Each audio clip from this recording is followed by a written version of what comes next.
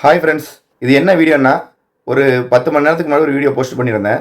அதாவது ஒரத்தநாடு மதுரை அந்த பஸ்ஸு இயக்கி இன்னையோட 1 வருஷம் முடிஞ்சிருச்சு அப்படின்னு சொல்லி.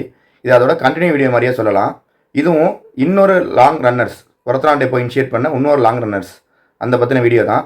இப்போதைக்கு அந்த பஸ் வந்து ஒரத்தநாடு டெப்போவில் இல்லை, ஆனால் ரன் ஆகிக்கிட்டு இருக்கு. என்ன காரணம் அப்படின்னா, அந்த பஸ்ஸை வந்து பட்டுக்கோட்டை டெப்போவுக்கு ட்ரான்ஸ்ஃபர் பண்ணியாச்சு. அது வந்து ஒரத்தநாடுக்கு ஒரு கலெக்ஷன் கொடுத்த ரூட்டு தான். புதுசாக ஒரத்தநாட்டில் இனிஷியேட் பண்ண லாங் ரன்னர்ஸில் இதுவும் ஒன்று. நேற்று அந்த வீடியோவில் சொல்லியிருப்பேன். ஆல்ரெடி ஒரத்தநாடு சென்னைக்கு பஸ் ஓடிட்டுருக்கு, இன்னொரு சென்னை ஆட் பண்ணாங்க. அதே மாதிரி ஒரத்தநாடு கோயம்புத்தூர் ஒரு பஸ் ஆப்ரேட் ஆகிட்டுருக்கு, இன்னொரு கோயம்புத்தூர் பஸ்ஸை ஆப்ரேட் பண்ணாங்க. ஆனால் மதுரைக்கு தான் புது ரூட்னு சொன்னேன். அந்த கோயம்புத்தூர் ரூட் பஸ்ஸை பற்றி தான், ரூட் நம்பர் 226C.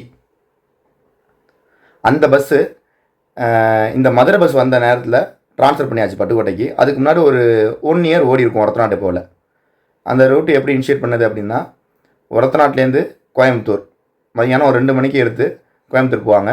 திருப்பி கோயம்புத்தூரில் 11:45 எடுத்து பட்டுக்கோட்டைக்கு 6:30-7 மணிக்குள்ளே ரீச் ஆகிடுவாங்க. திருப்பி பட்டுக்கோட்டையில் 7 மணிக்கு எடுத்து ஒரத்தநாடு வந்துடுவாங்க. அந்த 7 மணிக்கு எடுத்து ஒரத்தநாடு வர்றப்ப ஒரத்தநாடு காலேஜ் பிள்ளைங்க, அதான் அப்போ வந்து 2 ஷிஃப்ட்டில் காலேஜ் இருந்துச்சு.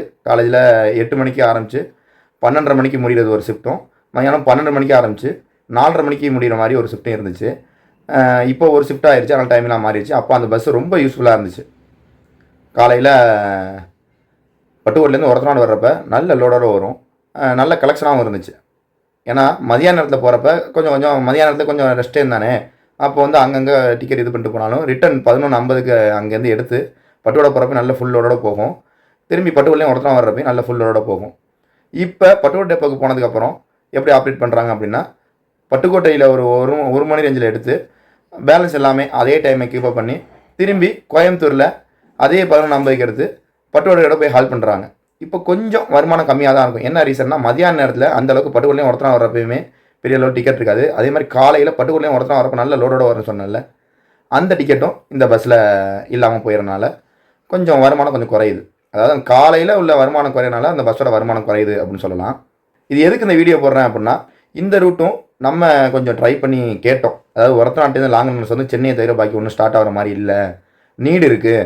இப்போ வந்து ஒரத்தநாட்டிலேருந்து இப்போ கோயம்புத்தூர் பஸ் போகுது, ஆனால் வந்து ஒரத்தநாட்டே நேரடியாக கோயம்புத்தூர் போகிறது கிடையாது.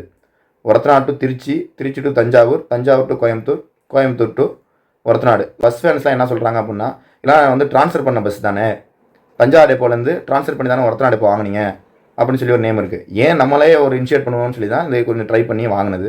இன்னொன்று வந்து ஒரு பெருமையாக இருந்துச்சு அந்த நேரத்தில். எப்படின்னா, நம்ம கும்பகோணம் கோட்டம், கும்பகோணம் மற்றும் நாகப்பட்டினம் மண்டலம் உள்ளடக்கியதை வந்து சிஆர்சின்னு சொல்லுவோம். அதில் வந்து 18 டெப்போ இருக்குது. 18 டெப்போவில் ஒரு 5-6 டெப்போவில் மட்டும் தான் கோயம்புத்தூர் சர்வீஸ் இருக்குது. கும்பகோணத்தில் ஒரு 8 சர்வீஸு, ஒரத்தநாட்டில் ஒரு சர்வீஸு, மன்னார்குடியில் ஒரு 1, திருத்துறைப்பூண்டியில் 1, திருவாரூரில் 1, நாகப்பட்டினம் 1, பட்டுக்கோட்டையில் 1, அந்த மாதிரி தான் இருந்துச்சு. அப்புறம் இனிஷியேட் ஒன்று பண்ணது. இப்போதைக்கு இது பட்டுக்கோட்டையில் 2 ஆயிடுச்சு. ஒரத்தநாட்டில் 1, பட்டுக்கோட்டையில் 2 அப்படிங்கிற கான்செப்ட் வந்துருச்சு. அதுக்கப்புறம் இது இன்னொரு இது ஒன்று நடந்துச்சு.